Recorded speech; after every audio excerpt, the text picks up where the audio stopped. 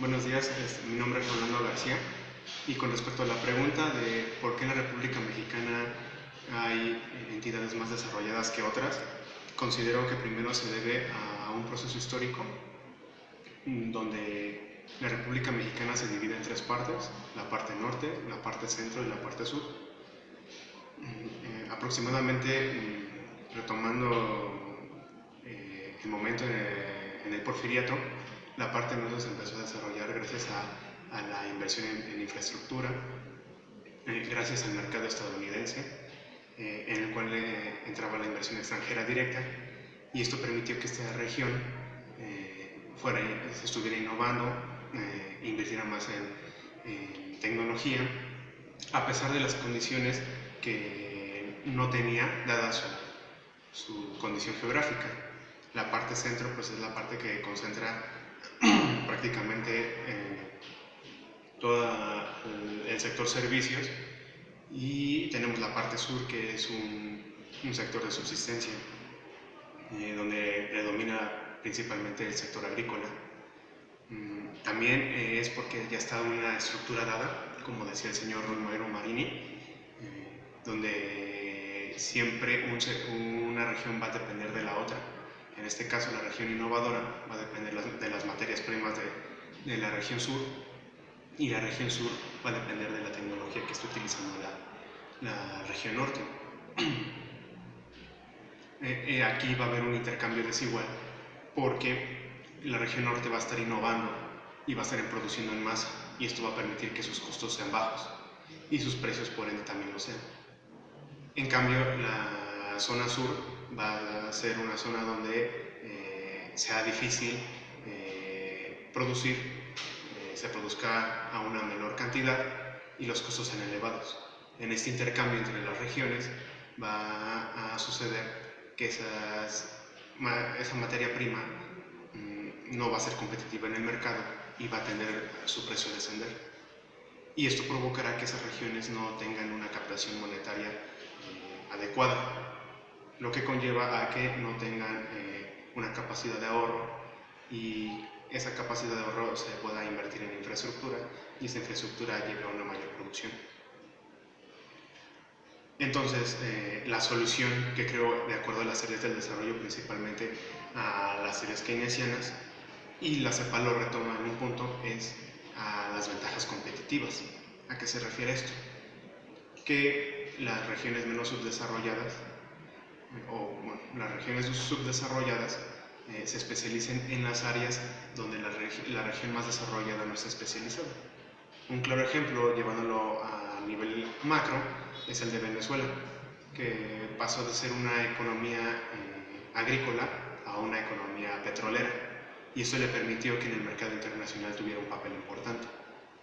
En este caso se podían desarrollar industrias alternas en las regiones, como la canalización, la agroindustria, que permita que en los intercambios con la zona más desarrollada no exista este desequilibrio, y permita que, por lo menos, si no están en condiciones de igualdad en productividad y en ingreso per cápita, sí permita unas condiciones de estabilidad entre ambas regiones. También tenemos que tener en cuenta que para la solución de esa problemática regional que tiene la República Mexicana, debe de estar muy presente lo que es la aplicación de política económica y el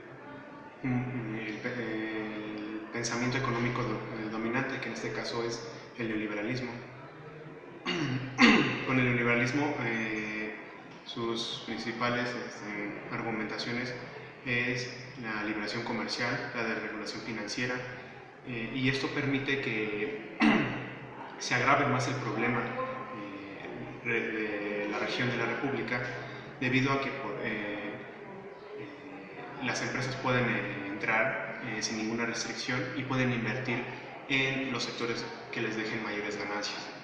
Es por eso que la agricultura ya no llega a ser un sector rentable para el capitalismo, y se enfocan principalmente en el sector secundario, en la actividad manufacturera, y en el sector terciario, principalmente en la actividad de las finanzas. Entonces, es una solución complicada, pero en la cual se puede llegar a tener un proceso fuerte si tenemos en cuenta esas políticas, pero las aplicamos principalmente a los problemas socioeconómicos que se presentan en nuestro país. Creo que es indispensable también no solamente casarnos con una política económica como la neoliberal, porque también tiene muchas deficiencias y podemos ir combinando otras políticas de teorías del pensamiento económico como la keynesiana, en donde podemos aportar a la productividad, y esto va a generar un círculo vicioso que genere mayores salarios, y esto genere mayor consumo, y el consumo genere mayor productividad, y la productividad genera más mercancías, y se continúa este círculo.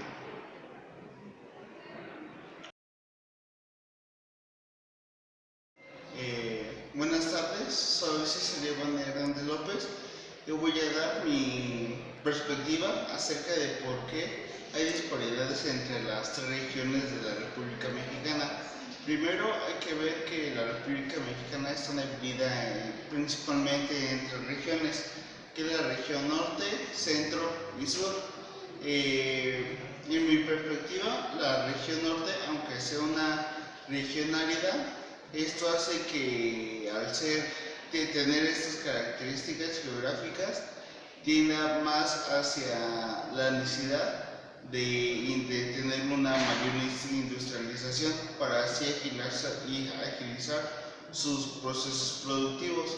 Pero esta agilización de sus procesos productivos se debe principalmente a que tienen o a que están más cerca de Estados Unidos, que es el principal proveedor de la tecnología necesaria para que estos procesos productivos tengan más calidad y tengan, o las personas que estén dentro de este proceso productivo tengan una capacitación más eficaz. Después tenemos a la región centro, en donde se concentran principalmente actividades enfocadas al servicio, entre ellas el sector financiero. Y por último tenemos a la región sur, donde podemos ver o se enfatiza que esta región tiene características geográficas más tropicales, por así decirlo. Esto hace que culturalmente las personas no tengan la necesidad de industrializar más el campo, que es lo que en ellos se podrían especializar. A partir de esto vemos que la región norte, al tener una especialización en su proceso productivo, hace que las industrias extranjeras inviertan más en esta región. También podemos ver que, por ejemplo, estados de la megalópolis, también las empresas o los inversores extranjeros inviertan en estas industrias, ya que cuentan con la tecnología y la cuestión de cultural de transportes para que se agilice esta inversión que ellos den hacia estos estados. Y sin embargo vemos a la región sur, en donde tenemos estados muy rezagados, en donde aparte de tener procesos productivos y no eficaces, entra la cuestión de problemas sociales y de inseguridad, como son los estados de Oaxaca, Chiapas y Guerrero principalmente. Bueno, y bueno, para mí una teoría para que toda la República Mexicana tienda a ser homogénea es desde el enfoque neoclásico. El enfoque neoclásico nos explica que a pesar de que hay regiones como norte que está muy industrializada, esto o la región centro por supuesto, sea tanta la aglomeración de la inversión extranjera y de las empresas que esto va a hacer que ciertas ciudades como el distrito, como Nuevo León, se aglomeren mucho estas empresas, lo que hace que se incrementen los costos de los servicios y esto hace que las empresas no tengan esa utilidad que ellos esperen y al no tener la utilidad que ellos esperan se va recorriendo van trasladándose las empresas hacia lugares donde estos costos se reduzcan y así hacer que las zonas que están más alejadas de donde se encuentran las empresas vayan homogeneizando sus procesos productivos. También hay que tener en cuenta que aunque la tecnología forma parte principal de estos procesos productivos, no hay que tener ciertas limitantes, ya que uno de los puntos fuertes de estas teorías es reducir el desempleo. La tecnología lo que puede llegar a ser una arma de doble filo de la tecnología es desplazar esta mano de obra. Y bueno, lo que se pretende o lo que pretendo explicar es de que la tecnología solo debe de aplicarse en ciertos puntos estratégicos, manteniendo la mano de obra y como un ejemplo puede ser en el campo para que los procesos productivos y las personas estén mejor capacitadas en la implementación de esta tecnología y que el centro va a seguir siendo el sector financiero, pero el sur ya esté más industrializado y así cada parte o cada zona de la República Mexicana está especializada en las actividades que son más competitivos. Hola Laura. ¿Serías tan amable de contestarme alguna pregunta? Claro, adelante. Desde el enfoque regional, ¿por qué consideras que en la República Mexicana existen entidades más desarrolladas que otras? Creo que es una pregunta compleja y que tiene una multiplicidad de respuestas en ese sentido. Las principales podríamos abordar el tema de la planeación regional que se ha llevado a cabo en México.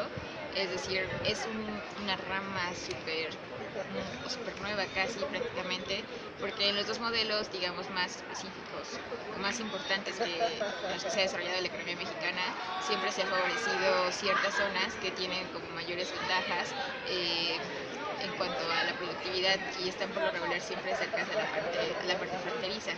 Es decir, siempre se ha dado como este desarrollo de manera pues muy aleatorio en algunas condiciones, por ejemplo el caso de la Ciudad de México, pero en otras muy específicos aprovechando las ventajas que tiene o la relación que tiene con la economía fronteriza en ese caso. Por ejemplo, creo que es muy importante. Anteriormente estaba leyendo un texto en que mencionaba que en el modelo de desarrollo hacia adentro había un proceso de desarrollo regional que sí consideraba los crecimientos, digamos, convergentes. Pero digamos que los resultados siempre fueron como muy diversificados, ¿no? Se desarrolló más la parte fronteriza, la parte central, pero la parte sur que tiene como menores ventajas en cuanto a comercio incluso internacional y en cuanto a comercio interno, no se desarrolló completamente. Ahora cuando viene el proceso de apertura comercial, pues donde se fueron la mayor parte o la mayor parte de captación de inversión extranjera directa fue en aquellos lugares donde ya se contaba con la infraestructura establecida y siempre la parte sur a no deber siempre quedó como muy relegada o quedó subordinada a actividades como mucho más sencillas de aplicar, que fueron actividades turísticas, etcétera, geográfica que permiten o que les hacen mucho más vulnerables digamos, a los ciclos económicos de la economía internacional. En ese caso tampoco se desarrollaron como una estructura productiva que pudiera como generarles una alternativa, es decir, se especializaron tanto algunas regiones que no les permitió o que más bien rompió con esta promesa de que mientras más te especializas, mayor crecimiento tienes, porque no permitió diversificar las actividades económicas o se especializó en aquellas que generan un menor valor agregado.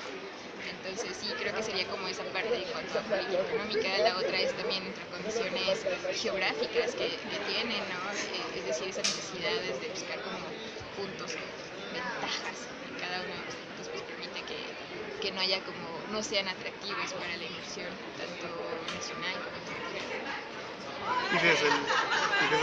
De la perspectiva de las teorías del desarrollo, ¿consideras que existe alguna solución para erradicar este problema? Híjole, pues yo creo que hay bastantes propuestas en teoría, ¿no? Que te ayudan a diversificar, ¿no? Por parte de las nuevas teorías del crecimiento de corte neoclásico, te dicen que mientras mayor te especialices o que inviertas en áreas de mayor tecnología o de conocimiento o en sectores específicos, pues puedes alcanzar o puedes obtener mayor valor agregado y puedes hacer que crezcan las regiones. Por el otro lado, las teorías pues, keynesianas pues, te dicen que que te especialices en aquellos productos de mayor elasticidad, pero la pregunta que quedaría en el aire es: ¿realmente necesitamos la especialización? Y es decir, si necesitáramos esa especialización, ¿qué pasaría con aquellas condiciones que representan como una característica estructural? Es decir, pues que ya se quedaron como proveedores, ¿no? De ciertas de materias primas, que puedes aplicarle, ¿no? Son como costos como muy grandes. Entonces, digamos que en teoría creo que hay muchas soluciones, ¿no? Pero pues desde las prácticas se eliminan muchas características como el conocimiento de la localidad, no sé, sus imaginarios, etcétera, que son cosas que inciden mucho. Por ejemplo, los proyectos de las zonas especiales, de las zonas económicas, buscan justamente desarrollar aquellos lugares más abandonados, ¿no? Y si te fijas, se dan como todo en esta parte del sur, pero realmente ayudarían a desarrollarse a la región, o más bien ocurriría un proceso de desplazamiento, ¿no? De la escolaridad, etcétera, ¿no? Entonces, creo que sí hay como muchas posibilidades, ¿no? Casi todas apuntan a la especialización en aquellos sectores estratégicos, pero ¿cuál es el costo, no? Entonces es como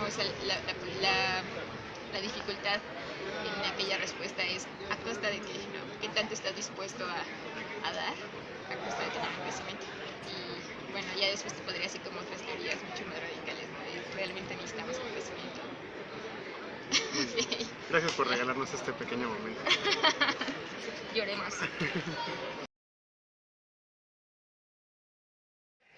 Buenas tardes, estamos con compañero Alan y bueno, vamos a hacerle una pregunta, que es la siguiente, ¿cómo es la perspectiva del desarrollo regional? ¿Por qué piensas que en la República Mexicana hay unas entidades mayor especializadas que otras? Mayor especializadas. Pues mira, yo no estudio en la preespecialidad de desarrollo regional, pero con base en lo que hemos estudiado tanto dentro como fuera de la escuela, el comentario que yo podría dar es de que evidentemente hay una concentración de la actividad económica en las principales metrópolis de la ciudad, ¿no? Principalmente son tres, que es la Ciudad de México, Guadalajara y Monterrey.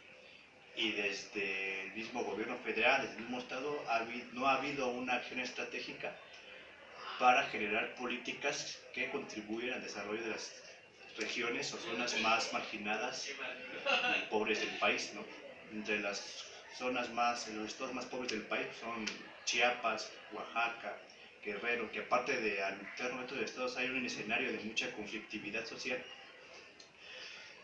Pues no ha habido una acción estratégica ni de los gobiernos estatales ni del gobierno federal para impulsar, digamos, programas estratégicos que permitan incrementar el nivel de desarrollo no solamente económico, sino también social del país. Hay un intento, tengo entendido, con esta administración se promovieron zonas económicas especiales. Creo que está en un proceso de norma, de legislación este programa, pero pues habría que ver, ¿no?, qué tantos alcances podría tener para ayudar al desarrollo de estas zonas y sobre todo respetando también a diferentes comunidades autónomas que existen en estos diferentes estados, y también apoyarlas, ¿no?, a estas comunidades que tienen ahí proyectos económicos y sociales que no están, digamos, que no han tenido mucho crecimiento en el interno de los estados, y estaría bien como que analizarlos, discutirlos para ver qué tanto pueden ser extrapolables hacia otras zonas de estos mismos estados y también al país, ¿no?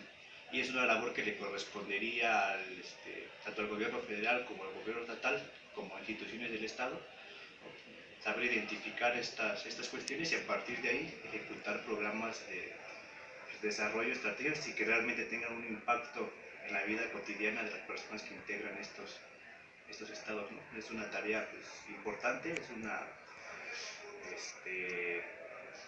eso es un deber que se tiene con estas poblaciones en las zonas más descuidadas del país. Chiapas tiene 70% de pobreza, ¿no? Guerrero tiene 60%, Oaxaca tiene igual 60% de pobreza, entonces es necesario ejecutar acciones concretas para promover el desarrollo económico y social de estas regiones, ¿no?, y también contribuir hasta cierto punto a la desconcentración de la actividad económica en las 3 metrópolis que mencionábamos al principio, ¿no? Pero se requieren políticas coordinadas de gobiernos estatales, gobiernos federales, poder legislativo también, instituciones del Estado. Es un trabajo conjunto de todo el Estado mexicano, y también dándole la participación que se considere necesaria, la inversión privada, ¿no?, nacional y extranjera, ¿no?, saber coadyuvarla y ponerla sobre todo al servicio del desarrollo de estas regiones. Creo que por ahí podría ser mi respuesta. ¿Y crees que los aspectos geográficos también influyen en el desarrollo de distintas regiones? Pues deberían ¿no? O sea, si yo tuve la oportunidad de ir a Chiapas hace poco tiempo, y realmente Chiapas es una región con mucha riqueza natural, ¿no? Entonces a veces pues no se entiende muy a fondo sobre por qué un estado con tanta riqueza natural pues está en una situación de marginación y de pobreza tan preocupante, ¿no? Y pues lo que observamos es que pues todas esas ventajas geográficas y espaciales que existen en diferentes territorios del país no son aprovechadas, o la gente que se la aprovecha no deja, digamos, una derrama de desarrollo en este tipo de regiones. Por ejemplo, hay el caso de enfrentamientos entre grandes proyectos de extracción minera en el norte del país, que han entrado justamente en conflicto con comunidades que viven en diferentes regiones del norte, porque realmente lo que pasa en estas zonas es de que las empresas mineras pues explotan todo el mineral que existe en el suelo mexicano, pero pues todas las ganancias, aparte de que todas las ganancias se van para ellas, principalmente son empresas canadienses, pues no hay, digamos, un beneficio palpable para la gente que vive en estas zonas del país, ¿no? Entonces habría que preguntarnos pues, qué también está, o qué tan necesaria es la intervención, en este caso del Estado, para, aparte de aprovechar nuestros recursos naturales para el desarrollo estratégico del país, ¿no?, también ponerle como no sé si llamarle un alto, o poner, digamos, focos rojos en la situación que menciono, de que todas las riquezas que se generan, sobre todo en el caso minero, pues no se van directamente a las empresas transnacionales, ¿no?, principalmente canadienses, y no dejan nada de beneficio pues, económico y social para el país en particular, ¿no? Y así pasa en otro tipo de regiones, ¿no? Como lo comento ahí, pues en Chiapas hay mucha riqueza natural y pareciera que no se aprovecha para promover la región. Tenemos todavía mucha abundancia de petróleo, ¿no? Y hay una reforma que es muy cuestionable, ¿no?, sobre hasta dónde apunta la reforma energética que se aprobó hace apenas 2-3 años, ¿no?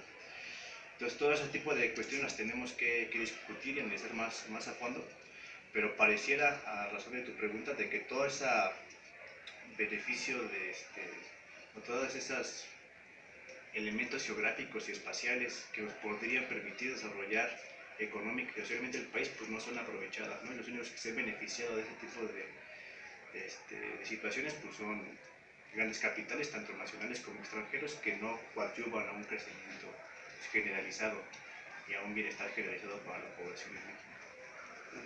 Muchas gracias.